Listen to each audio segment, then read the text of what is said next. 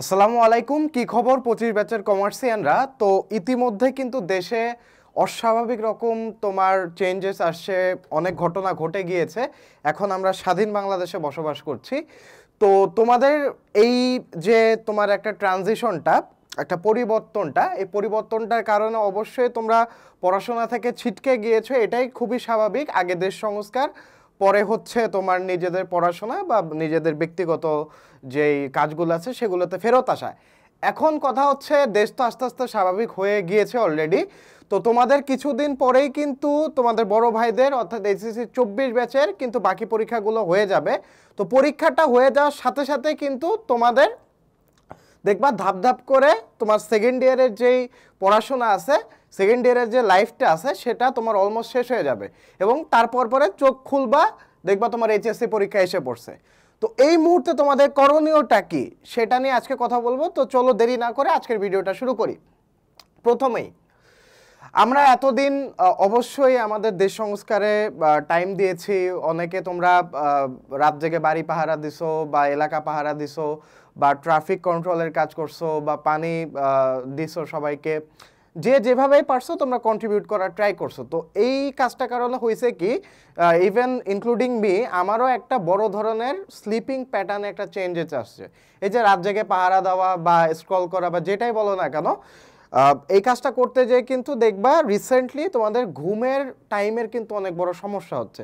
তো সবার আগে তোমার স্লিপিং প্যাটার্নটা ঠিক করতে হবে। পড়াশোনা পরে আগে হচ্ছে স্লিপিং প্যাটার্নটা ঠিক করো। তুমি যেই নিয়মে তোমার ঘুমাতে যাওয়া উচিত, যেই টাইমে তোমার ঘুমাতে যাওয়া উচিত, ওই টাইমে তোমার ঘুমানোর চেষ্টা করো। তো স্লিপিং প্যাটার্নটা কীভাবে ঠিক করবা? প্রথমে তো হুট করে ধরো তুমি ভোর 4টা বা 5টায় তুমি ঘুমাতে যাচ্ছ রেগুলারলি, এটা তোমার স্লিপিং প্যাটার্ন হয়ে গেছে।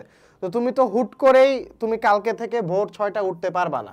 তো তুমি এক্ষেত্রে যে কাজটা করবা, প্রতিদিন 2 ঘন্টা করে আগে টাইমটা বাড়ায় আনো। তুমি ধরো যদি 4টায় ঘুমাও, তো এখন থেকে 2টায় ঘুমাও। পরের দিন তুমি 12টায় ঘুমাবে, এবার 2 ঘন্টা করে আগে আনো। যেহেতু তোমার হাতে সময় কম, হাতে যদি সময় বেশি থাকতো তাহলে আমি বলতাম তুমি 1 ঘন্টা করে আগে আনো। আস্তে আস্তে তুমি হ্যাবিটটা চেঞ্জ করো। যেহেতু তোমার হাতে সময় কম, তাই 2 ঘন্টা করে একটু কষ্ট হবে, অ্যাডজাস্ট করতে একটু কষ্ট হবে, বাট তুমি অ্যাডজাস্ট করে নিবা ইভেনচুয়ালি। হ্যাঁ, তো আগে স্লিপিং প্যাটার্নটা ঠিক করো, তোমার কলেজের টাইমের সাথে মিল রেখে স্লিপিং প্যাটার্নটা চেঞ্জ করো।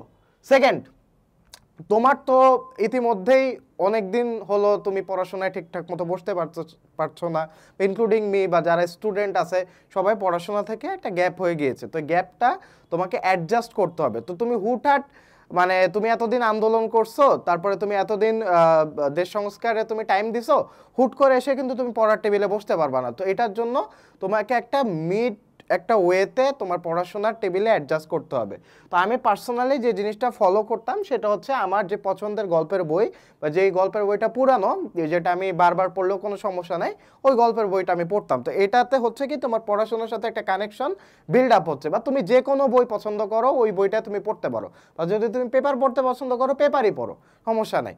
ইতিমধ্যে কিন্তু মানে রাজনৈতিক যে চেঞ্জেসগুলো আসছে, আমাদের জেনজি কিন্তু এখন মানে রাজনীতির প্রতি একটা ঝোঁক চলে আসছে। হ্যাঁ, তো এখন দেখবা খবরের কাগজ বা টিভি দেখায় ইত্যাদির প্রতি মানুষের ঝোঁক বাড়ছে বা আমাদের স্টুডেন্টের ঝোঁক বাড়ছে। তো এই কাজটাও করতে পারো, তুমি পেপার পড়তে পারো বা তুমি হচ্ছে নেটে তুমি সার্চ দিয়ে তুমি পেপার পড়তে পারো, যে কোনো কাজ তুমি করতে পারো। মোট কথা হচ্ছে পড়াশোনার ভিতরে ঢুকতে হবে, এটা গল্পের বই দিয়ে হোক বা পেপার পড়ে হোক। তো এটার মাধ্যমে তুমি পড়াশোনার সাথে অ্যাডজাস্ট করতে পারবা। Third point, most important point, তো তোমাদের তো কলেজে একটা নির্দিষ্ট সিলেবাস ফলো করছে, সেকেন্ড ইয়ারে তোমরা হয়তো অলরেডি উঠে গিয়েছো এবং তোমাদের একটা নির্দিষ্ট চ্যাপ্টার পর্যন্ত পড়ানো হয়ে গিয়েছে। তো কোন চ্যাপ্টার পর্যন্ত তোমাদের পড়ানো হয়েছিল সিলেবাসের আপডেটটা জানো, যে তোমার কলেজে কোন কোন চ্যাপ্টার পর্যন্ত পড়ানো হয়েছে, যে যে চ্যাপ্টার পর্যন্ত পড়ানো হয়েছে ওটা একটা নোট করো, যে সিলেবাসে কী অবস্থা এবং তোমার কতটুক বাকি আছে। তোমার কতটুক বাকি আছে এই জিনিসটা আগে ট্র্যাক করো। ট্র্যাক করার পর গ্যাপ আইডেন্টিফাই করো, যে তুমি লাস্ট কতটুক পড়ছিলা এবং তোমার উইকনেস কোন কোন জায়গায় আছে, কোন কোন চ্যাপ্টারগুলো তুমি এখনো বুঝতেছো না, কোন কোন চ্যাপ্টারগুলোতে তোমার এখনো উইকনেস আছে এবং ম্যাথ করতে দিলেই তুমি ভুল করবা, ওই চ্যাপ্টারগুলোকে আইডেন্টিফাই করো। আইডেন্টিফাই করে তুমি আমাদের কোর্সটা আছে HSC commerce academic two admission, এই কোর্সটা, এটাতে যদি তুমি এনরোল করে থাকো তাহলে এই কোর্সটা থেকে তুমি ক্লাস রেকর্ডিং দেখো, আর যদি এনরোল এখনো না করে থাকো কমেন্ট বক্সে দেওয়া লিঙ্ক থেকে তুমি এনরোল করে নিতে পারো। তারপরে অ্যাট লাস্ট আমাদের কিন্তু কমার্সের স্টুডেন্টের মেইন 3টা কোর সাবজেক্ট আছে ম্যাথে, সেটা হচ্ছে অ্যাকাউন্টিং, ফাইন্যান্স আর স্ট্যাট।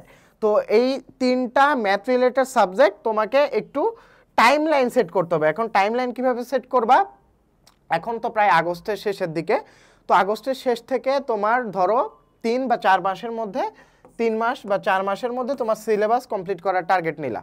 তো 3 বা 4 মাসের মধ্যে তুমি ধরো সকালে তুমি কলেজে গেলা, বিকালে তুমি কলেজ থেকে এসে একটু রেস্ট নিলা, তারপরে সন্ধ্যা বা রাতের দিকে তোমার নিজের পড়ার টাইম, বা তুমি প্রাইভেট বা টিউশন যেটাই করো না কেন, তারপরেও তোমার নিজস্ব একটা পড়ার টাইম থাকা উচিত 3 থেকে 4 ঘন্টা।